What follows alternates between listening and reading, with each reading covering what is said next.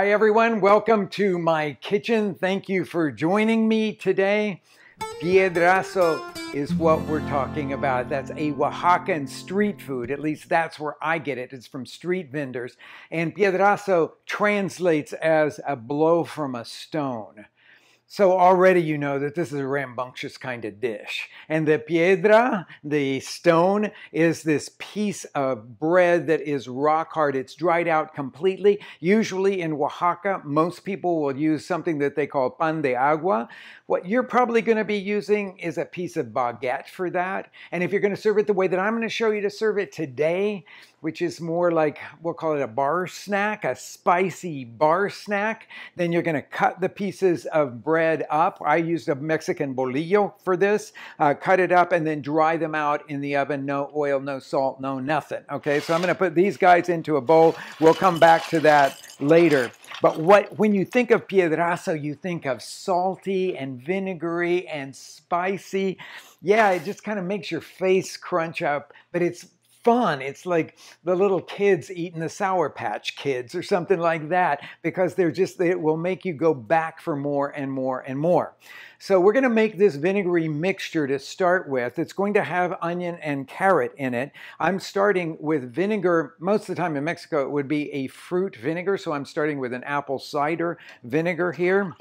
I'm going to put the heat on underneath this, kind of a high heat, just to get it started. And we're going to cut it. I'm not going to use straight vinegar here. I'm going to cut it because in Mexico, when they use their fruit vinegars, most of which are made by the market vendors that sell fruit, it's not a high acidity vinegar. So I'm going to cut that with some water there. And then we're going to put into it some carrot. I'm just going to cut, I don't peel the carrots typically, just scrub them.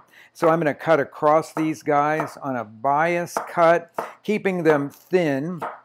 So I want it to be less than 1/4 of an inch for sure. I'm going to say I'm about 1/8 of an inch here. And when I get all the way down to this end here, I've got to cut this end piece off that doesn't look very good.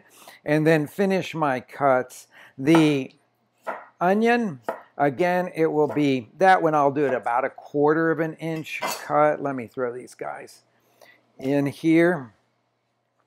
And then this one I'm going to just cut crosswise. So you want about a medium onion. This was an enormous onion, so I'm only using about half of it. Cutting crosswise, a little less than 1/4 of an inch. And finish it up, laying the piece down like that. So we'll scoop these guys in with the carrots and the vinegary mixture. I've got a couple or 3 peeled garlic cloves here that I'm simply going to cut in half so that they will cook along with everything else. Now I like to add just a touch of sweetness to balance that high acidity of this pickle, or an escabeche as they would call it in the Mexican kitchen. You could use regular sugar, you could use brown sugar. What I'm using here is piloncillo, which is the unrefined cone sugar that you can find in Mexico. And I'm going to use a couple of tablespoons of this stuff. You could put it in there as a whole cone, but it would take forever for it to dissolve, so I like to chop it up a little bit first. Some people like to put that in the microwave and let it become unstable so it sort of falls apart there. We have a couple of herbs that are going to go in here, some bay leaves and some fresh thyme, and then I'm going to put in here a measured amount of salt. I'm putting in 1 teaspoon of salt because I know that's what it's going to take to season this. Now while that's coming to a boil, we're going to make one of the other seasonings for this Piedrazo. So let me just build it for you in your head so you can know what I get when I get it from the Oaxacan street vendor. They'll take a plastic bag, they'll take the piedra, that dried out piece of bread, put it into the plastic bag. They'll take some of the vegetables that are already pickled and put those in. Then they'll splash a bunch of the pickling liquid on top of that. They'll add a spoonful of chili salt and then a bunch of Mexican hot sauce. So just imagine what that's like.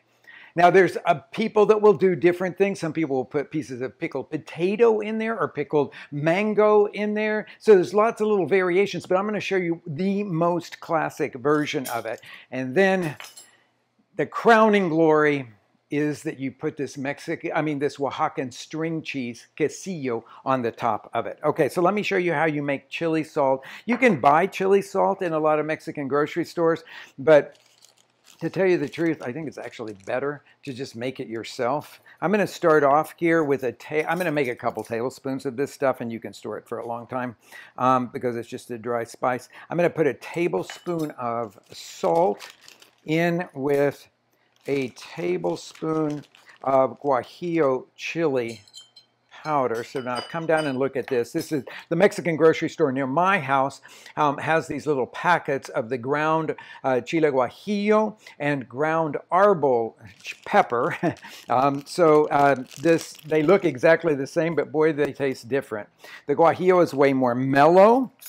And so what I'm going to do, this will suit my taste, is to take some of that arbol chili, just a kind of heaping quarter of a teaspoon of it, and put that in there, and then stir all of that together, and you have chili salt. Now, if you like really spicy food, put more of the arbol.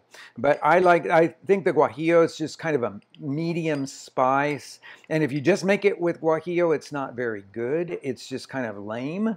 The arbol, if you make it with all arbol, it's just blow your head off spicy. Some of you would like that, but I don't like it, so I make it with a mixture of the two there. Okay, so we've got this coming to a boil now, and I am going to stir it to make sure that that piloncillo is dissolved in it. And then I'm going to put the top on here, turn off the fire, and just let it cool down completely. That will be enough heat to cook those carrots through mostly. They'll still have a tiny little bit of crunch to it. And by the time that this reaches room temperature, those vegetables will basically be pickled. We'll come back to it at that point. Our escabeche mixture is cooled down to room temperature now. We've got our little piedracitos, the little tiny stones cut up and completely crisp here.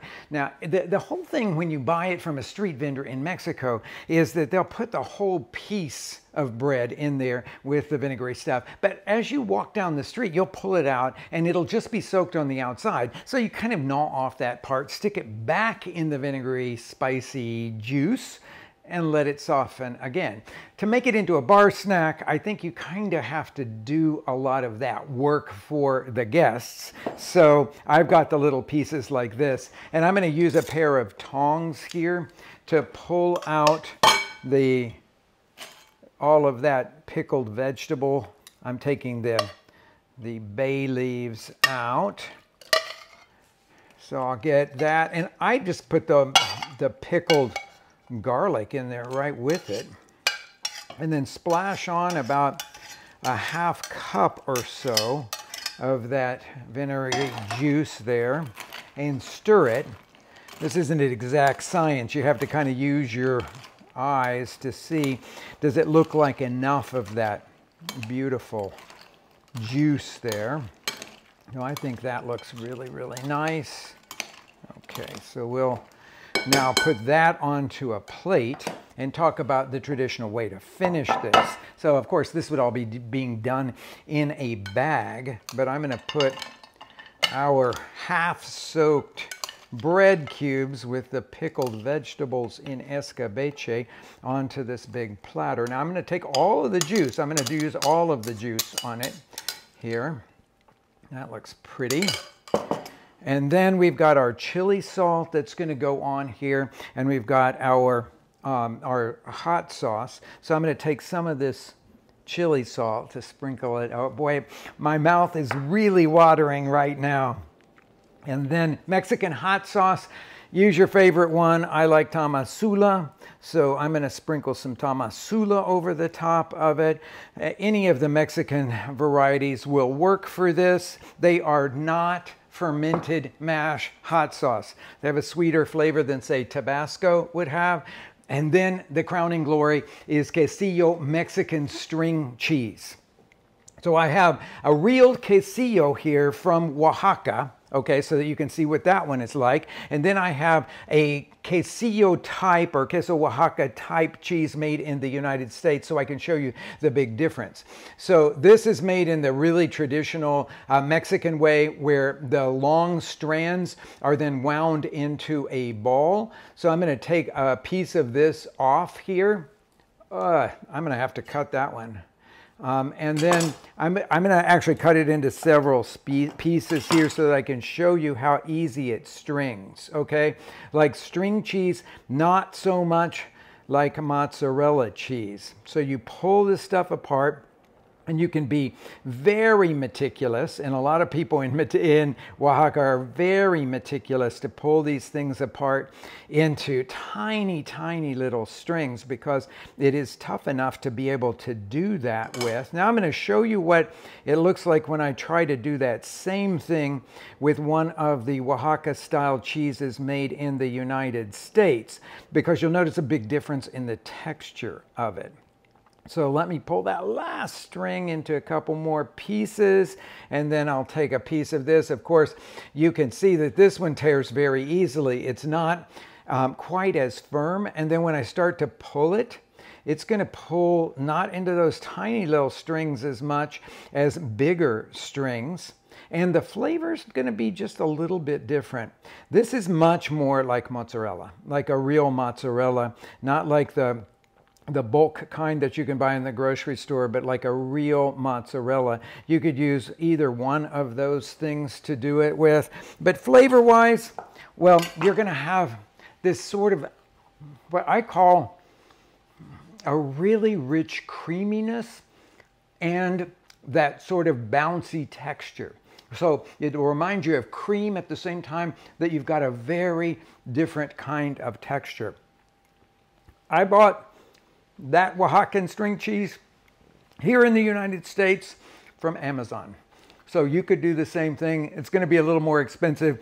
Have fun making this into this kind of bar snack, tangy and spicy and just utterly delicious. But now I'm going to show you how to turn this into something that's a little bit more like a salad, like a panzanella, like a bread salad. So every time I see it like this in the bowl, I think about bread salad, like a panzanella salad. And I like panzanella salad with some chopped tomato in it, so that's what I'm putting in here now. And then I've got some chopped cucumber that's going to go in. And then to soften everything and to make it a little bit more salad-like and not quite so bar snack-like, I'm going to drizzle on some olive oil. Of course, that will really soften things up a lot. And then we will need to season it with just a little bit more salt. In this particular version of it, I could put pepper, but remember, we still have that chili salt to go on the top of it here. So I'll toss all of that together. The bread is starting to soften up now, just like it would for a panzanella kind of salad. And then we'll put this mixture now into our serving plate. You'd need something that's fairly deep because this is going to be just a little bit juicy. And so we'll have that pickly undertone here for all of the fresh vegetables that we're working with. And then we've got the final garnishes here of some of the chili salt to go over the top. Of course, the Mexican hot sauce. And then we've got the crowning glory of this beautiful Oaxacan string cheese to put on that. Then just toss everything together and you're going to have quite a full flavored version of a panzanella salad estilo oaxaqueño.